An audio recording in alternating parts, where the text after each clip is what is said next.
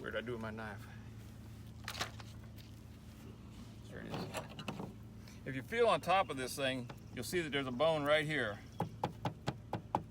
That's part of that paddle bone. That paddle bone sits like this, and it's got a ridge that runs up on the top side of it. So the first thing I would do if I was cleaning this thing up is I would get rid of a lot of this, the stuff you don't want to keep. Clean it up real nice. And then you just come in alongside that, just like you did on the backbone, right?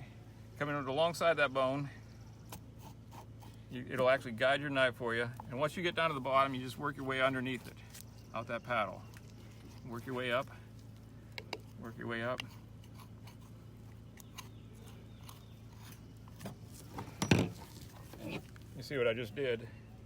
That's the bone sticking out there. That's that part of that paddle on this side of the ridge. And then we will just come up here to the edge of it and cut that off all the way down through the other side. And you have just taken about half the shoulder in one fell swoop. So that could be, you could cut a little of that sinew off and stuff like that as well before you throw it in the grind pile. And basically you just do the same thing on the other side. The paddle's not quite as wide on this side.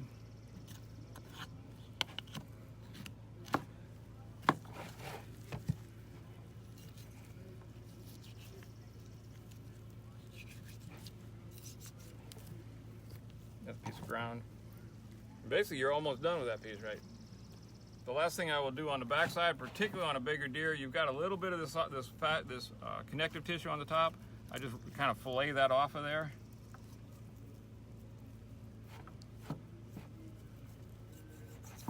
Work it back and get rid of this other junk with it. And then you can come just do the same thing you did on the other side. Just pull that right off the bone. All the way out. Burger, and that's pretty clean. At that point, if you want to, you can just dismember this. You want to just get it out of your way. It'll pop right off. Don't you like the sound of that knee popping? So, and then you got, if you're Charlie, you throw this in the pot and boil it down, and most other people throw it away. So, then the next thing is just simply just taking the rest of it off the bone. And all you're going to end up doing is getting rid of some of the, if there's any hair on something or any fascia or something like that, you don't want to actually put in your grind pile.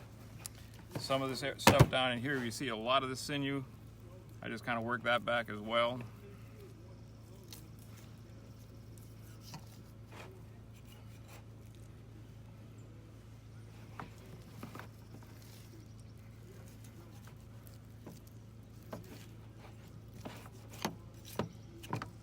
Grind.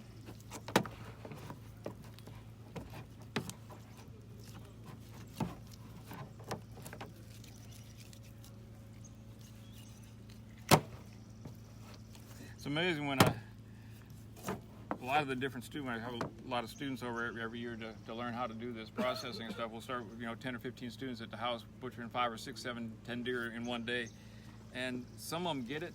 And they just become, they just learn how to process it. And then someone will take 45 minutes to an hour doing one shoulder. It's like, they're kind of afraid of a knife or something, I guess.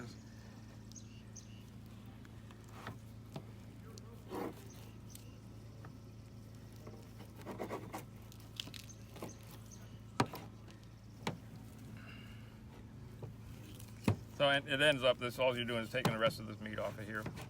It's not a pretty job, but you just work your way through it.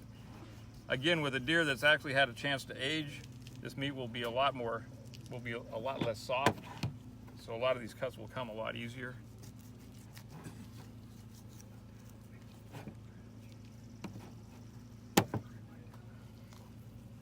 Sometimes if you can actually just start like that.